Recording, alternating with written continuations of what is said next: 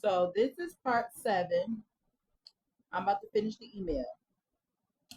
Reaching out to plaintiff and the union rep.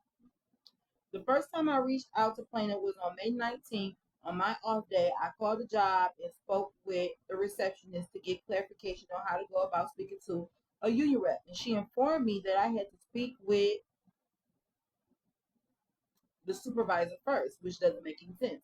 Once I seen the supervisor at the job, which had to be approximately May 22nd, he stated that he would sit down and talk to me and the union rep later that week because he was busy and he never did it.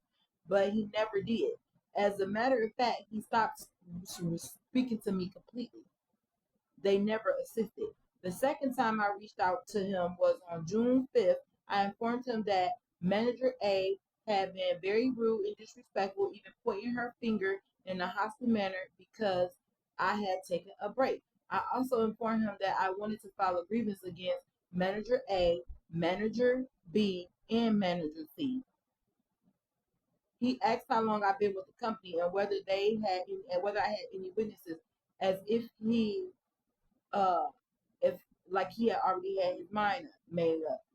That same day, I reached out to the rep the first time to let her know I needed to speak with her regarding the way I was being treated. She did say that she was going to speak with me, but never brought the issue up and ended up going home without addressing it.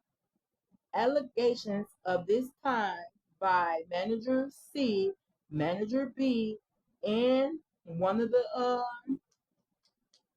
chefs protocols is all employees who work 8-hour shifts receive a 30-minute meal break and two 15-minute breaks. All managers encourage the workers to work their two 15-minute breaks. The managers did state we have two 30-minute breaks because it's difficult to give the workers two 15-minute breaks, but they don't allow you to take them. They only allow employees to take their 30-minute break and force employees to work their two 15-minute free breaks. The the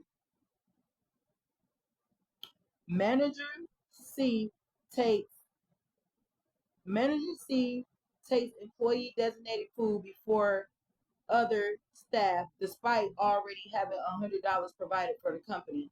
On June 11th, Manager C took home an entire container of noodles before the cooks could eat. In retail, she regularly takes items like sandwiches before other employees get a chance. Like she already got the the the the hospital pay for her to eat, and then they get a workers free food. They don't do it all the time, and she still be the first one in line to get the free food. And she already got money on her card. And then she say her stomach hurt, which don't make any sense. Two of the shelves take food marked for disposal, which is against policy. You need to sit your butt down. Don't you see I'm in the middle of something? Stop. Stop, Robbie. Stop, Robbie.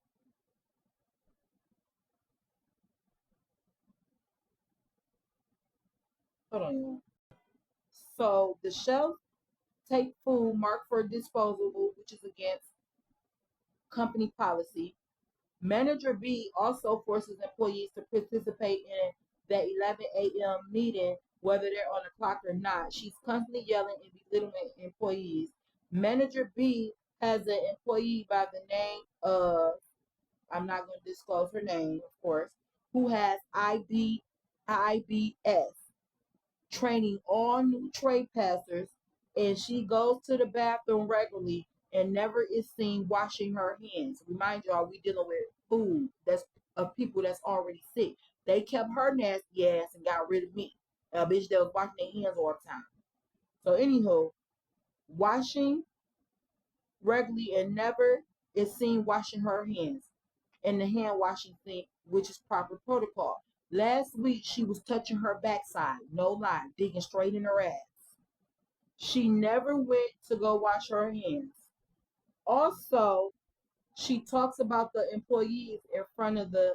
She talks about other employees using profanity. Manager B does. Would you stop? There is a culture of fear among the employees. Many coworkers have privately expressed similar concerns but are afraid to speak up due to the hostile, intimidating behavior displayed by management. Rather than fostering open communication, the managers often belittle staff and lack the ability to engage in professional conversations. Their approach tends to create more conflict than resolution among the employees. When an employee makes a mistake, they are publicly criticized or humiliated.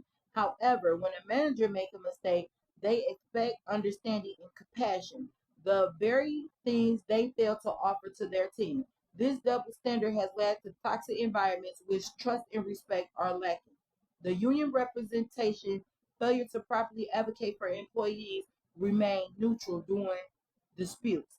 Conclusion: I am requesting a fair and through investigation with proper documentation and follow up never received. I am not the only employee who has experienced or witnessed these issues, but I may be the one of the few willing to speak up. My goal is to work in a professional, respectful environment, and I believe it can only happen if concerns like these are taken seriously and handled fairly. And they wasn't. If I am asked to return to work, I would like to clarify that I am only available to work 3 8-hour shifts per week with rotating weekends, rotating Fridays. Because you're not about to make me come back and just work Friday, Saturday, and Sunday because y'all disrespected me and was rude to me. I also want to know that I voluntarily resigned on February 13th, and manager A and B asked me to come back because they value my performance. Now all of a sudden I'm just this horrible worker with this horrible attitude. It's not true. It's not, none of it is true. However, I encountered behavior from certain members of management that has felt intimidating and confrontational, which I believe is neither fair nor professional. Regardless of these challenges, I believe I have every right to work at the company just like any other qualified, willing employee. Thank you for taking the time to consider my concerns. And they did not consider my concerns, but that's it. And then I'm gonna do the video again. I'm gonna read the whole email straight.